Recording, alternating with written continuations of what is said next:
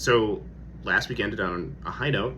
After starting off pretty solidly as well, I went 3-1 the first tournament.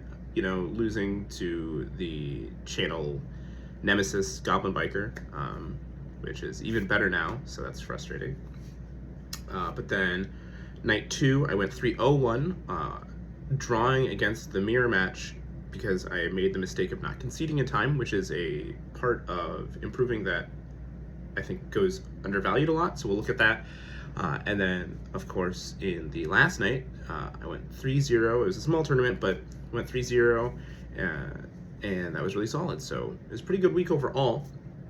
This week, however, I think I'm going to take a chance to look at the notebook, look at my misplays. We're also going to make a couple deck changes, including one that I think might be pretty interesting. So let's just get diving in. Okay, so there's been a couple of things I've wanted to change in the deck, and I just didn't really know what it was last week that I should take out or change. So I have the cards there, like set off here to the side that I'll show you in a second. But I just wanted to go over a couple of like highlights and like some of the cards that have been underperforming actually. So Ice has been whatever, like that card's obviously insane. X'd is one of the ones that I actually have been seeing people cut to 2, so that might be something to consider, is cutting the third X'd. Same with Sword. I've noticed a lot of people cutting. A lot of really good players that I respect have cut Sword to 2. Shoutouts to Mike Thomas. And then Node, Cross. I still think Plugin is really good. I know a lot of players don't agree with that, so that might be something to consider as well. It might also just be something where it's like kind of training wheels to play it, so maybe I have to just kind of suck it up and not play it. Bonfires, whatever. There was actually somebody who topped a regional over the weekend, only playing 2 Engraver, 1 Lacrima, 1 Lurie, but they played 2 Tracked. So that might be something to consider as well. And then either way, I think I would just cut the second Lacrima, just for space. And that might be pretty solid as well, just because then it's kind of just one of those things where, like, this is all you really need. The second Lacrima I was originally playing to make up for the third Engraver, but if you can get away with 2, then I think that might be worth noting as well. This is where I think the biggest change is going to be. I might actually just cut Fuelos from the main. As crazy as it sounds, this card actually has not been performing as well as I think a lot of players think it will. Because when you read it, it reads like an insane card, obviously. But, well, and it is an insane card. However, the reality is that most of the time, if you're just using Veiler, Ogre, Imperm, Nibiru, whatever, on the duo drive portion of the combo, of the Fiendsmith version especially, that's enough. Because if they end, like, obviously if they get to the point where they can Caesar you, you have to Nibiru there. But if you Veiler, Imperm, or whatever, the duo drive, and then you go to board break from there, I think it's worth it. So that might be something to consider, just cutting these for, like, I don't know, more Druis Worms, and maybe even like another dedicated board breaker. The other dedicated board breaker I was considering was a third Talent, because I think the Triple Tactics Talent is just in an insane spot right now, where even if it's just duo drive, it's kind of like how Talent was in Cashier format, where even if it's just the duo drive that triggers it, or not duo drive, sorry, Detonator, it's going to happen often enough that you can get away with playing the card. So from the main deck, the considerations, I guess, for changing are the Bestial lineup might change, and then these 4 might be coming out, as well as 1 Sword and an X'd. So I have a lot of room to work with. I think if I change the Bestial lineup, it's just going to be to include a third Druis Worm, because the card's just been overperforming. But these 6 are the flex spots. And then in the extra deck, I don't think there's much I want to change here, because Necroquip has been crazy, Desiree's good, Chaos Angel's been good. That's all really solid. Exciton is obviously insane. Yeah, all these cards have really been overperforming. If anything, SP would be the card that comes out, and if I was to take it out for anything, it would be probably another rank 6. I was thinking Lars, just so that way I have like a generic end piece if I don't want to do the Wave King High Caesar. Mostly for decks like the Labyrinth deck, and just if I've noticed like the person isn't playing Nibiru or anything like that, because then Caesar obviously gets worse, or if it's just a matchup where Caesar just doesn't necessarily perform the best. Lars might be worth considering, because it's also one of those cards that can't be it can't be targeted while it has material, so they can't just use X to out it. So that's something to consider. Also, shout out to MST TV for these awesome sleeves. These things are awesome. The color is pretty cool. And then in the side deck, I think Ghost Reaper Mulcharmies is going to stay. That card has been a blowout in every match that it's resolved. Every game it has resolved, I have won that game. One big change, though, is Lancia might be coming out, and with that would then mean that Sanctum comes out as well, obviously. This is because of one of the cards I'm considering instead. Nibiru could potentially move to the main deck. Thrust is kind of iffy if I don't have like a bunch of good targets for it, but I could also just play like, I don't know, a single evenly matched, or a different trap like the Blackout Laughs even, or like Daruma Karma Cannon, something like that. So the side deck is very up in the air, but there's 4 slots that are currently kind of unknown. And this is because of just like the power of Malice that I'm actually considering cutting these. Which, on that note, the cards I'm considering playing are 3 Phantasme, which would help in the Malice matchup. It would also help in the Fiendsmith Ryziel and Fiendsmith Tenpai matchup, which is really weird to say. Valor could be considered in the main deck as well. Like I mentioned before, the 3rd Druis Worm, the 3rd Talent, and then the other card is 3 Chaos Hunter. This is a card I'm really considering over Lancia, and the reason why I think Chaos Hunter might be worth the play over Lancia is because of how bad Lancia is when you draw it for turn going 2nd. Because by that point they've set up, and you can usually break their board because it's not the craziest board, but then in your end phase they'd like to reset up their board, and that's when Chaos Hunter can come in, because this is when they special summon a monster, you just drop this. So you can do a lot of good things there. And then obviously like Phantasme can be a consistency card that can help to get you to your Chaos Hunters and things like that. However, if I'm going to play Phantasme, I think I should probably play Fulos, so that's something that I have to think about too, although Phantasme does offer the protection as well. Valor is another really low impact hand trap, but I'm of the opinion now that really all you're looking to do is to interact with like Duo Drive. So if you can do that, I think you're pretty much good to go. Everything else outside of the Duo Drive in the Ryziel matchup in any variant overall has been pretty weak. It's the Duo Drive that is the real like linchpin of the plays. So let's take a look here. If we have these 6 to work with, and we want to add these 2 to the main for sure. What if we go Lacrima out for the talents? The Druis Worm could even just stay in the side deck, I guess, or just not be like played at all, because the 3 Bystials could be enough. And we could just leave it like this, or I can relegate these to the side for when I only go seconds, and then I can bring in Druis Worm and double Valor, and then leave the engine like that. I kind of like that idea. So let's try that. Let's take these to the side. And then we'll put in the Druis Worm and the 2 Valors.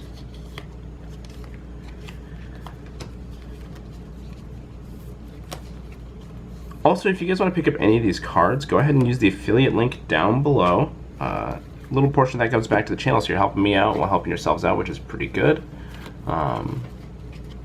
So that's the updated main deck. Although Call by the Grave could also potentially, I guess, get cut. That's tough. So that's the main deck now.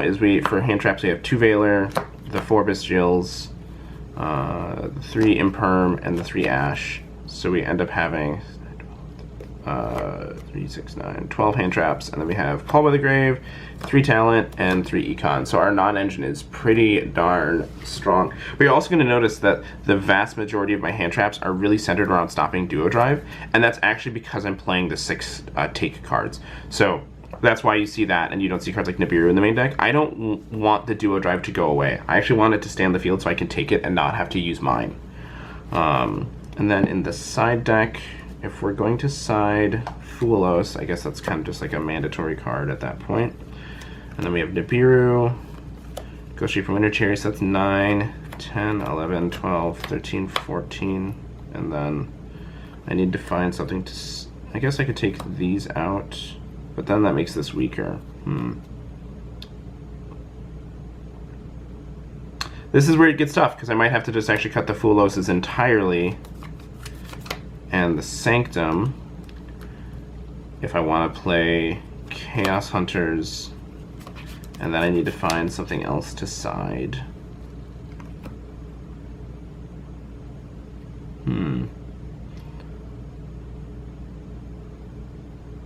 So we've got this so far, and then what if we put...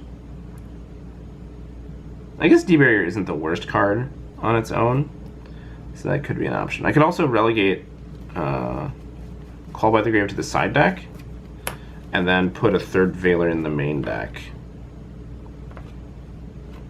That might be better, because then it just heightens the chance that we get to Veiler. And then it gives us 3, 6, 9, 12, 13 hand traps, which gives us a little bit better odds of seeing one. Let's do that. So we're going to, we're not even going to play the Mulcharmies tonight at all. We're going to use tonight as an experiment, which is a little rough because we really need that prizing, but I think that this might be a pretty solid idea. Or I just take out the cherries, but that's been a card I've been really liking. This is where you have to make some of these tough choices, where you make a judgment call. So we're gonna take this for the side, I think.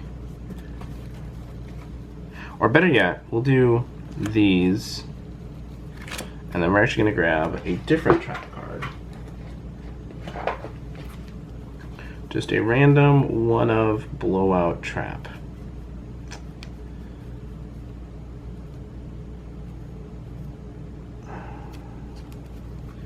What random Blowout Trap could I play?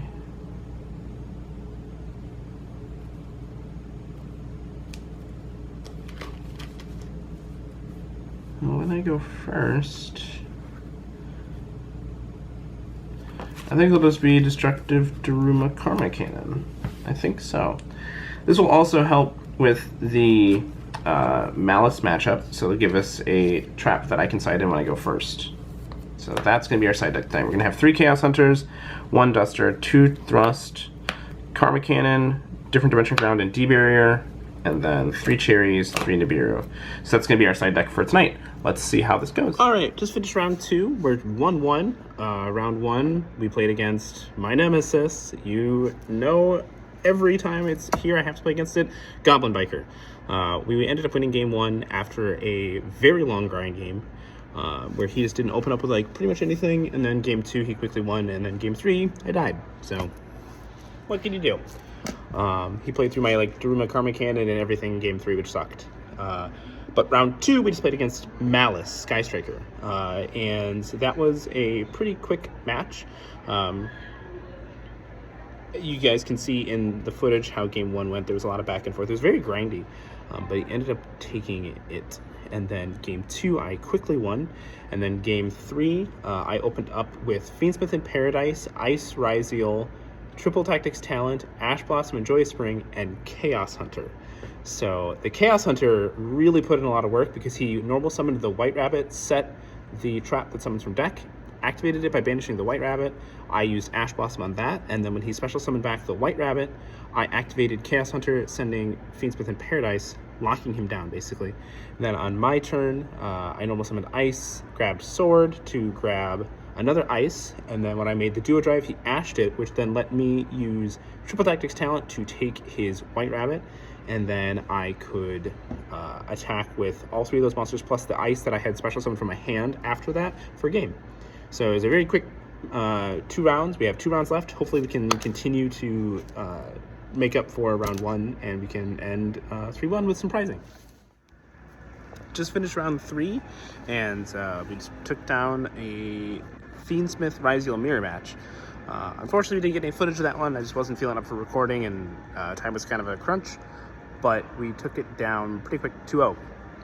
So game 1, he opens up fairly well, and we start to grind back and forth, but it gets to the point where he forgets to activate his Fiendsmith in Paradise for quite a while, which allows me to establish a field.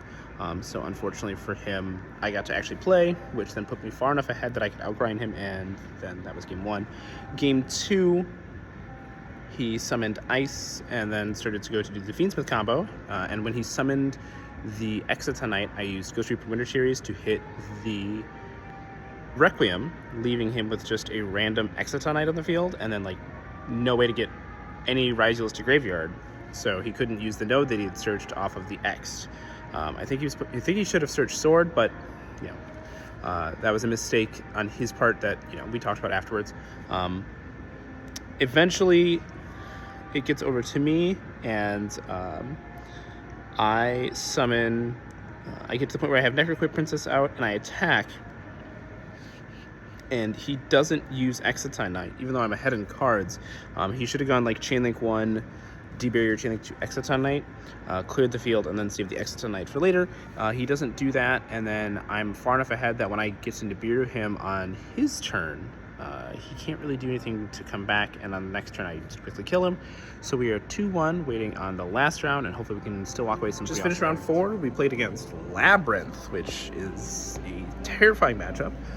Logan is pretty solid, and he also main decks D-Barrier and like triple Drumar Karma Cannon and Torrentials, so he has a pretty solid time against the Ryzeal deck. However, game 1, he opened up not the greatest, so I got to grind pretty quickly and just push out with advantage that he couldn't keep up with. And then game 2, he started by summoning I think it's Ariane, the green one. I impermed it. He set 3, one of which I knew was a big welcome. I drew for turn. I drew Harpy's Feather Duster, and then just very quickly took him apart. He could not keep up, so we ended up 3-1. Got 5 packs. I opened them off camera, but we pulled a Malice and Underground, which is pretty solid, so it's going all right. We'll have to see how this deck does tomorrow, and I will recap my thoughts on the no Mulcharmies at all. Just finished round 3. I'm 3-0 we have 1 more round left, so 4 rounds to go tonight. Just played against Malice in round 3, but we started off playing against Memento in round 1, and we ended up winning game 1, which I recorded some of, as you guys can see on the screen. It was a pretty grindy back and forth game, but I ended up taking it out. And then game 2, he ended up just overwhelming me with like all the Memento fusions and triple tactics thrust and things like that for D-Barrier, so I couldn't do anything. And then in game 3, he ended up bricking pretty hard, and I opened up just the stones. So that was pretty quick. Round 2, I played against Sky Striker Malice and ended up crushing that one very quickly. Game 1, I just opened up like, I think it was just pretty crazy. And then in game 2, I remember using enemy controller to win the game really quickly with a enemy controller, so that was good. I think I took his Druid Swarm or something. I don't quite remember, because we spent back-to-back games. And then in round 3, I just played against Malice again, more of a Bestial build. And in game 1, he bricked pretty hard, so did I. But I ended up grinding out because I ended up drawing into like a normal summon to get to play.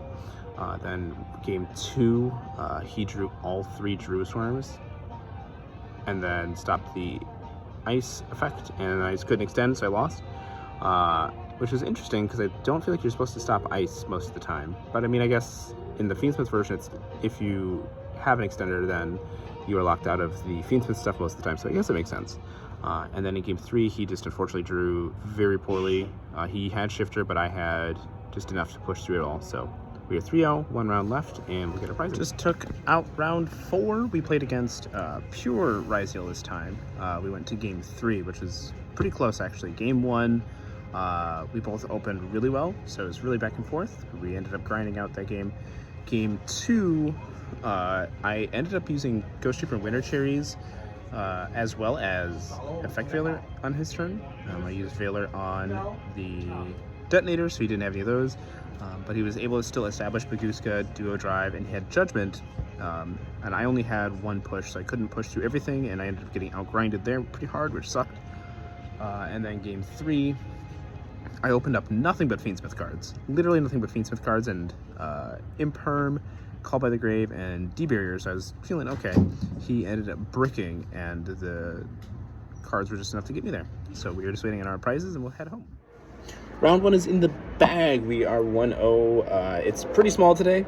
Most of the really good players are gone at regionals, and I had to skip it because I had some other work to do, but I still wanted to come to locals and see what we could do with the deck with no Mulcharmies in it.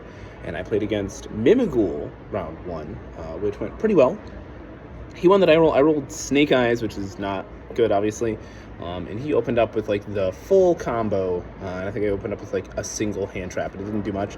But luckily, the Ryzeal engine was enough in game 1 to push through his setup with enemy controller and a Triple Tactics Talent, I believe, to win that game.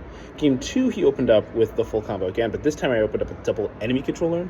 So he ended on Silhouette Rabbit with Azaroon face down, as well as a Utopic Draco Future, which I was not expecting, on the field. And I normal summoned Ice. He activated the Utopic Draco Future. I chained enemy controller to take it, and he actually flipped it down with the Mimighoul trap that lets him summon one from deck.